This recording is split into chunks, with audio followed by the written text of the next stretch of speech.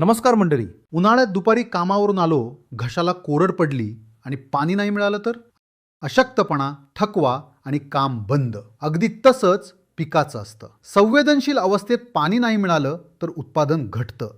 वर्षानुवर्षे आपण पाटाने पाणी देतो, पण त्यात 3 समस्या आहेत. पहिली, एका बाजूला जास्त पाणी, दुसऱ्या बाजूला कमी. पिकाला समप्रमाणात पाणी मिळत नाही. दुसरी, तळाशी पाणी साचतं, वॉटर लॉगिंग. मुलांना श्वास घेता येत नाही, पीक कमकुवत होतं. तिसरी, जमीन कधी पूर्ण भिजते, कधी कोरडी राहते. याचा थेट उत्पादनावर परिणाम होतो. ठिबक संचाने पाणी दिलं तर एका दगडात 4 पक्षी मारू शकतो. म्हणजे बघा, 1. पाण्याची बचत. 2. पिकाला गरजेइतके पाणी. 3. जमीन जास्त वेळ वापशावर राहते. 4. उत्पादन वाढतं. मग खर्चाचे काय?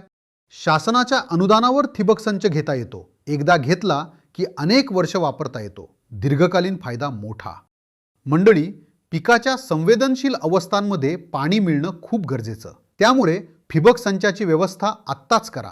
आधीच तयारी केली की हंगामात धावपळ होत नाही. मंडळी, जरा थांबा बरं. पेरणीसाठी कोणती यंत्रे आणि निविष्ठा लागतात ते आपण पाहिलं.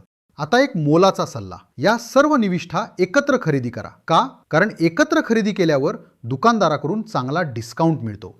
म्हणजे नफ्याचं मीटर आपल्या पेरणीच्या आधीच चालू होतंय. हुशार शेतकऱ्याचा नफा फक्त शेतातून नाही तर खरेदीपासूनच सुरू होतो. गटानं एकत्र बसा, यादी करा आणि एकत्रच खरेदी करा. फार्मर कप 2026 जिंकायचा असेल ना, तर तयारी आजपासूनच.